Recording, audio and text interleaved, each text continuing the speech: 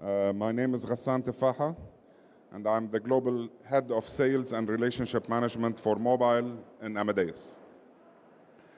It's my fourth time speaking at ATM, so I'm kind of used to it.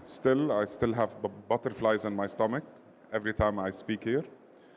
So without further ado, and do tell me if I'm too loud or because I can't hear myself very well. It's my honor to be talking to you about our recently released white paper called Destination X, which is going to focus on the post-booking ancillary game. Now, before I jump into it, I'd like to set the scene in a way, because at heart, we are Amadeus. We power travel almost everywhere you go, and we put the traveler at the heart of whatever we do. So first, to look from a mobile perspective, because that's at the end of the day the unit that I belong to in Amadeus, and that's also driving most of the ancillary post-booking traffic and revenue in the world. If we take a specific look into the Middle East and Africa region, we see a very significant growth in the number of smartphones, connected people, okay, throughout the few years that have passed. Okay, so we see the number going up to 173 million connected people out of an approximately a population of around, the total population is around 350 million. Okay, total population above 12 years old is around 270 million. So you're talking about a very high percentage, which is reflected on the left side of the screen with the number of penetration of mobile smartphones per country. And we see here that the mobile penetration is significantly high. This is exceptional numbers. When you have 80% of the population is connected via a smartphone, okay, in countries such as UAE, Qatar, Bahrain, and even the lowest, if you go towards the end of or the middle part, you see that the connection is, the percentage is quite significantly high. Now, why is that important? It is important because, number one, we are a very youthful region in the world. Okay, almost 50% of our population is under the age of 35.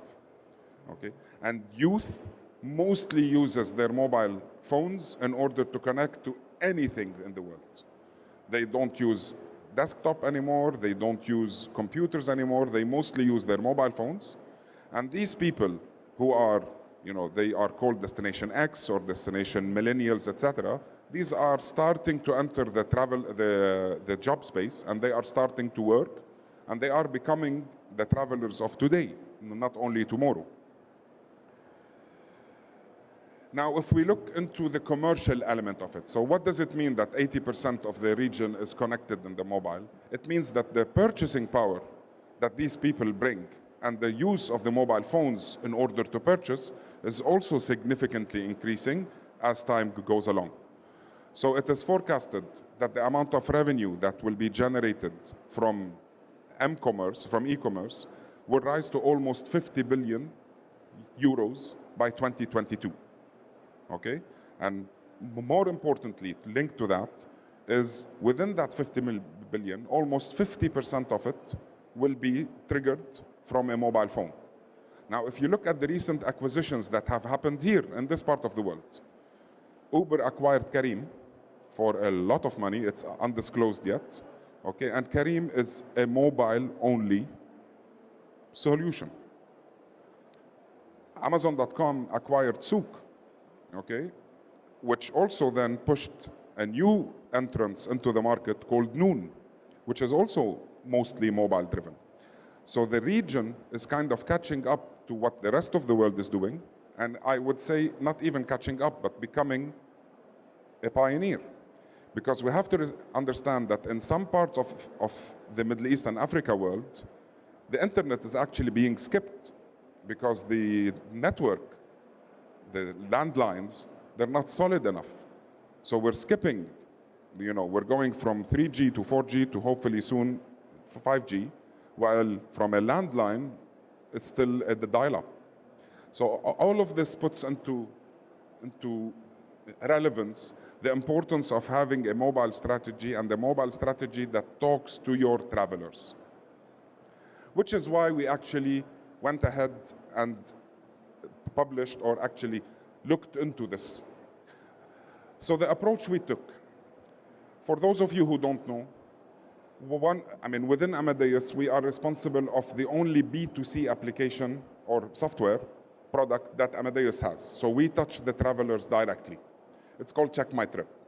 So we had a survey initiated from Check My Trip to talk to travelers, and we asked, we put certain conditions that you need to be above 18, and you need to have traveled at least 3 times in the previous 12 months. If you met those categories, you as a user received a pop-up asking you to complete a 5 to 6 minute questionnaire with questions related to what would you like to buy, what do you buy during your trip, what would you like to buy during your trip, how is your current travel arranger talking to you in your trip, and the results were actually quite eye-opening. Some of them validated what we thought of, but others actually changed the way we looked at things. We got around 1,000 replies from these, around 200 of them from this part of the world. Okay, so we managed to get a good number of people to reply back to our. We took those numbers, and we also spoke to a vast network of our existing partners, from the taxi industry, from the flight compensation industry, from the hotel industry, in order to get a vision that is beyond air.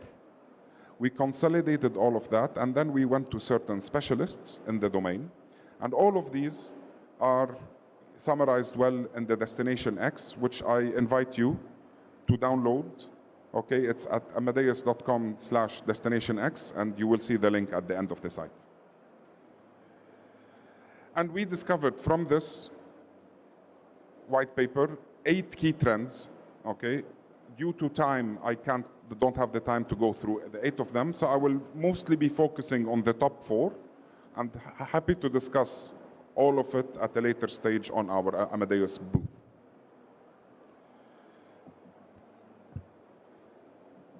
The first finding, and this kind of can be looked at as a no-brainer. However, when you look at the details, you will find extremely interesting results. Destination services make or break a trip. 1 in 4 respondents, told us that they don't have the time to pre-book what they would like to book. 18% of the travelers surveyed said that they feel actually frustrated. It impacts their emotion about the trip if they are not able to book things during their trip. And 1 out of 3 said if they don't manage to do something out of the trip during their trip, it actually leaves a very bad taste in their mouth. Some travelers, like myself, I count of them, I like to pre-plan. I don't like to keep things for the last minute. Being a father of 3 girls helps as well, because it's hard to be spontaneous when you have 3 girls behind you. However, there are certain things that cannot be booked until the last minute. If the weather changes suddenly, I live in France, so we get strikes every few days. It's the sport's favorite pastime for France. If something happens, I would like to have the opportunity to change my booking or to do something else. And that is extremely important, because to go on a sidetrack, and this might not reflect what all of you do. However, the vast majority of our travel agency customers communicate with their travelers the most pre-trip. This is when they need you, they talk to you, they want to be inspired, they look at your brochure, at your website, etc. Then they book with you. And this is how it goes. Some of you speak to them after they come back from their trip. Satisfaction survey, how was your trip, etc. The vast majority of you don't speak to your travelers during the trip, and if you do speak to them, it's a very bad conversation. My hotel is scrapped, my flight is canceled, so it's a conversation that you would like to avoid sometimes. That's the reality that most of us live in. However, from a traveler perspective, the other reality is that during the trip is when they are booking and they are spending most of their money. And guess what? They're spending it not with you. And another thing, they are spending it on their mobile phones, using major providers that are slowly eating away at the loyalty you have with them. So what we are trying to offer here is a way for you to get back in touch with your traveler in order for you to service them and be relevant again to them. As I said earlier, 50% of the travelers feel most frustrated about traveling to or around the destination on the day of their departure. This is when panic sets in, okay? Especially if you look at the weather. If you booked a nice Caribbean, okay, and then you realize that there is a horrible Hurricane 5 storm coming your way, this is where it goes bad. The second thing that we found out, and this was kind of also something that we expected to find, is that travelers are actually underserved in their destination. However, the reason for it was eye-opening for us.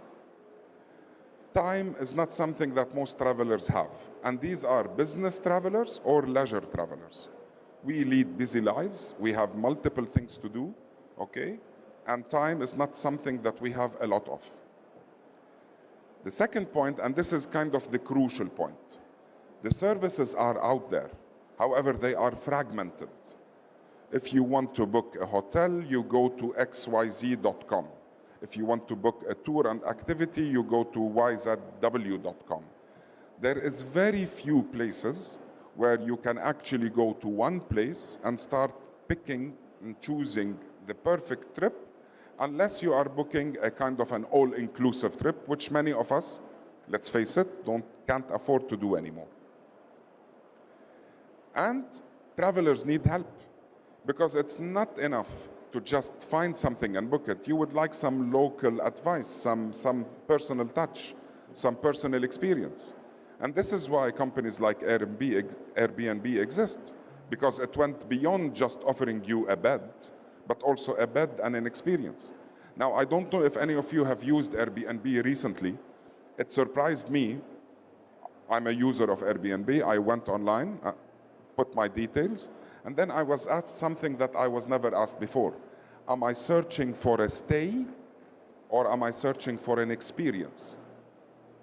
So out of curiosity, I put experience, even though I was looking for a stay. And the experience was exactly the same thing. However, it was personalized. They were highlighting what I can do during my trip to Beirut, instead of just bed, Wi-Fi, blah, blah, blah. And it's the same content, just shown in a manner that allowed me to kind of start building my experience around that booking platform. I think it's a fantastic way to start. The third finding, and this surprised us, because it's very comfortable for us to put people in boxes. Okay, so business travelers are in one box, leisure travelers are in one box. It makes it easier for us to segment our portfolio, to segment our pricing. In reality, the line is extremely blurred, okay? And most of the travelers are actually what we call pleasure travelers. Yes, I'm here on business. However, I'm not working 24 hours a day. So in the 2-3 hours that I have spare, I do need to eat, okay? And I would possibly like to have fun as well, if it matches and fits my schedule, my calendar, etc. And we see that a lot of travelers these days are actually doing that.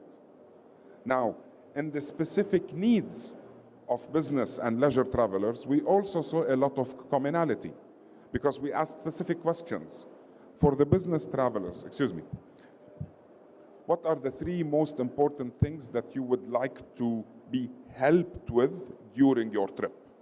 And the answers were flight compensation. So when something happens for your trip, you want to be helped in getting back, being rebooked, getting some compensation, finding your lost baggage, etc. Taxi and transfers, because most of business travelers don't rent a car at destination and etc. And airport or rail lounge, because they are on the go, they would like to rest. These are the needs from a business. From a leisure side, attraction and amenities, which is kind of normal because you are on. However, flight compensation was the second most common thing, because again, it's a pain that we all have gone through, and it's a pain that we would all like to get rid of. And the last thing is the dining. So in a way, we started building an image of, okay, what is it that we are offering to our clients, from whether there are Amadeus content or partner content, and what is it we are lacking in order to complete this perfect trip to the traveler themselves. And this is where it kind of all fits into place, where it becomes a race to offer the best at the right time with the right content and the right message. And this is where it becomes the best complementary services. So imagine that you have a traveler, you booked their trip. So you know that they are going to destination X and they are staying for 3 days and they are coming back. You start filling in their empty time with things that you know would be of interest to them. And this is where we got that telling me what you think I might be interested in is something that I'm extremely interested in, even if I don't book it. Just I would like to know, because most of people don't know what is possible for them. And that's where it becomes interesting, whereby we see, okay, maybe even if I don't have the perfect solution for them, just asking them the simple question or offering them might be the first start to me building a persona or a profile that would allow me to package my solution better. 93% of the customers surveyed said that they would welcome receiving informations about the complementary services you want to offer, okay? If it's valuable, if it has value for them. That's a huge amount. Now, I'm usually walking, so I find myself restrictive because this is not working. So let me, hello.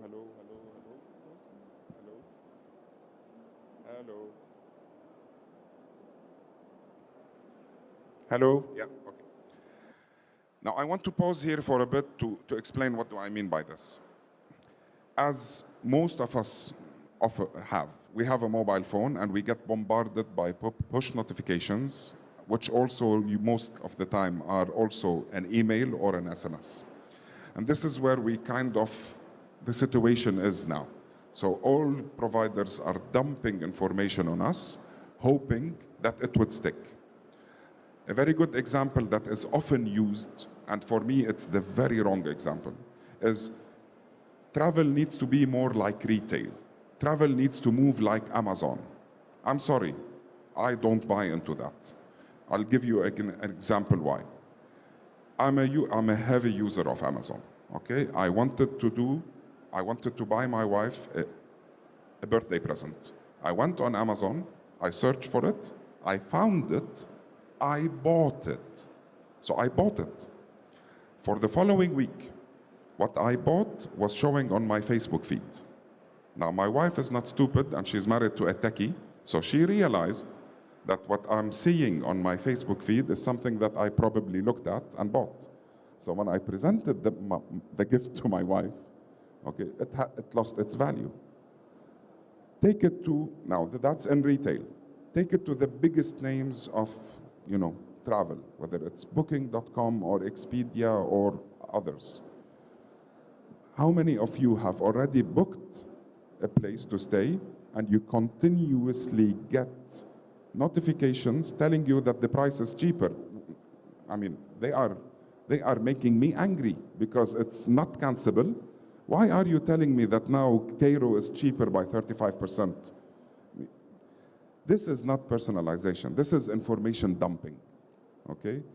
The industry, and it's our job to power you and to build technology that would allow you to start actually personalizing to your travelers so that you send them the right message at the right time with the right content. And this would then make you an indispensable part of their journey because only you would be able to do that and not others. We are taking our first steps into it, okay? We are opening our platform so that we can talk to other businesses. The next step is to add some sort of an artificial intelligence layer that can start mapping these needs, okay, and creating a persona for person X that is different from person Y. And also, over and above, understanding that when Ghassan Tafaha is traveling to Dubai on his own, he's probably on a business trip. But when Ghassan is going to Beirut with 4 other, he's on a family trip. Don't offer me the same things. And this is the key component of what Destination X brought to us. Now, here are certain acronyms that maybe not all of you are familiar with. To be honest, I wasn't familiar with it. So FOMO is the new acronym of fear of missing out. This is what the young generation is feeling, and let's be honest, many of us as well, okay? Oh my God, you were in Dubai, you just missed Coldplay. Oh my God, I've been wanting to watch Coldplay if only I knew, okay? This is moving into GNOMO, which is get notified or miss out. Because technology is allowing whether ticketing vendors or concert vendors or hotel suppliers to notify travelers. The question is, everyone is notifying them on their own channel. Where do you fit in that picture? And here I'm talking across the globe. Because again, as a traveler, I just booked my ticket with you. I will receive an email from the airline. I will receive another email from you. I will probably receive an email from a third party that the airline uses. So I'm getting bombarded with things that are not very relevant to me. I want to be notified on the things that I am interested in, that fit my persona and what I'm looking for. 60% of travelers told us that they would like destination services tailored to their needs. So,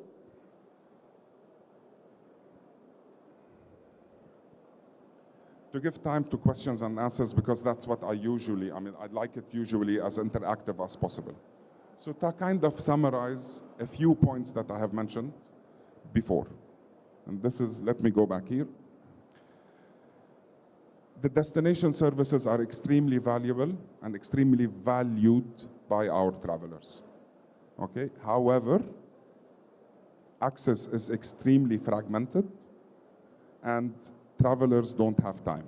So what does that mean? We need to put content in bigger jars, okay? And we need to simplify the way users access it. We need to make it fluid.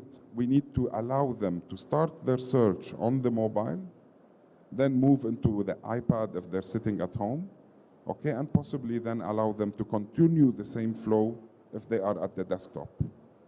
Or if they want to share it with their friend so that their friend can see if they are interested in. This is something that is not yet available.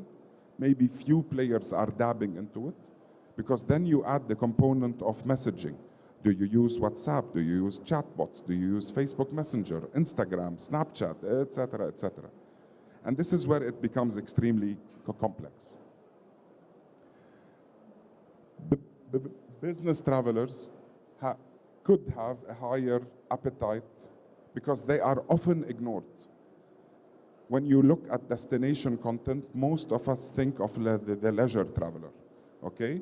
In reality, there are a lot of providers that A, are catering for the business needs, and the business traveler themselves are also changing the way they travel, okay? I'll give you an example. An unnamed customer of ours, they are a major consulting firm. We opened the functionality to open tours and activities through our platform. So initially I told them, would you like to turn it on? And the answer was immediately, no, no, no, no, no, no, no. We have corporate consultants that don't have time. So it didn't sit well with me, the answer. So I challenged her. I told her, listen, I'm a corporate traveler myself. I spend 60% of my time outside my home. And when I go, if I can watch a theater, in that 2-hour break, I would love it. And I would actually love it more if your company is telling me, here's the tool to do it. So they actually said, you know what, let's try it for a month. And when they tried it, the feedback from their own travelers was 100% satisfaction, because they felt that their company cared for their happiness. And something that is very simple, often ignored. The third kind of takeaway is travelers are welcoming to be communicated to, as long as you don't spam them, and as long as you don't just dump stuff on them. Be proactive in the way you speak. Mind the cultural gap, mind the personality gap between them. Talk to them in the language that they want to be spoken to, and then you will immediately win them over. We are slowly building these pieces together as part of our Life Travel Space platform, okay, where we are actually the embodiment of the Life Travel Space. Amadeus mobile platform is in the middle. We have content from Amadeus and non-Amadeus plugged into NDC and non-NDC, where we are servicing our clients, such as yourselves or corporations or travel agencies, okay, in order to have a one-stop shop. Now, have we reached the promised land yet? No, but it is a progress that we are slowly taking. We have several components that, you can book an excursion, you can book a hotel or a taxi or a parking in our platform. But the way we see it is, and this is kind of a glimpse to the future. Imagine a place where you have an application or a tool that on its own looks into or monitors your trip, sees that your flight has been delayed by 6 hours, calls the back end of our services, comes back to you telling you, dear traveler, your flight has been delayed, you are entitled for €600 compensation because of that delay. Here is a voucher for €600. We also found 2 sporting activities that are in this timeline. Okay, click here to buy them. So not only are you giving money to the traveler, you're also kind of giving him ways to spend that money with you. Instead of them taking that money and pocketing it, okay, you are immediately filling that 6-hour gap that suddenly appeared. Now, imagine the reaction of the traveler. Instead of taking what usually is a very crappy news that your flight is 6 hours delayed, you actually are starting to have it as an opportunity, okay? Your taxi has been pre-booked. It's waiting for you outside. It will take you down to the Louvre, okay? Your private tour to the Louvre for 3 hours is booked, okay? Snacks are ready in the car, and we will drop you back to the airport. That 6-hour delay nightmare became an amazing experience that allowed you to see the Louvre. Now, it's not science fiction. It's something that we are actively working on, building slowly the pieces that takes us there. If you want to learn more, please visit us. I'm here for the next 3 days at the Amadeus booth. You will see a giant phone. Usually I'm stuck next to it. We welcome any thoughts and comments. And of course, now I open the floor for questions. Thank you very much. Very good presentation. I have a question. The survey is based on mobile users, right? Which you mentioned at the beginning. Now, I'm just wondering, how do the findings correlate to people who do not use mobiles? And you mentioned you talked to several Amadeus kind of partners to correlate. So how much correlation is there with non-mobile? It's a very interesting question. Now, you are absolutely right. The survey was targeted mostly towards mobile users and was actually triggered by mobile. But the questions themselves were not mobile only, because we were asking open questions. How would you? So most of the findings are not mobile specific, okay? Because again, would you like to be notified from your provider? It's not, would you like to be notified in a push notification? So that's number one. Number two, when we went to our partners, several of them, and even us, we don't operate in a mobile-only world. We operate in a mobile-first world. So again, several of the findings show that it's practically the same thing. Now, yes, to kind of walk back from what I said, yes, mobile is growing a lot. Yes, mobile is going to be 50%, but let's not forget the other 50%. Online is here to stay, okay? Mobile is going to fast track it, but what is extremely important is to be channel agnostic. Because let me add to that. Now it's kind of online, mobile, tablet, okay. But what about voice? The Amazons and the Alexas and the Google Homes, that's another channel. And then you have chatbots, okay? And then you have the messaging platforms. So this omni-channel approach is where we all need to spend our money in, okay? Because at the end of the day, our users will be flipping from multiple places, and we need to service them anywhere they come to us. I just have one question. You said you did this survey across multiple countries. So were there any significant or some very interesting differences in regions or countries related to the findings that you have? Okay. Middle East versus Asia, Africa, whatever. Yeah. To answer your question very quickly, surprisingly no. Okay. Now, we have around 2.5 million active users, monthly active users on Check My Trip, global. So, of course, the kind of 50% of them are in the northern hemisphere, and the remaining 50 are the southern hemisphere. So the pool of people was mostly, higher in the northern hemisphere than the southern hemisphere. However, again, 1,000 people answered, 20% of them are from this region. We tried to see if there are any clear-cut differences, not really, okay?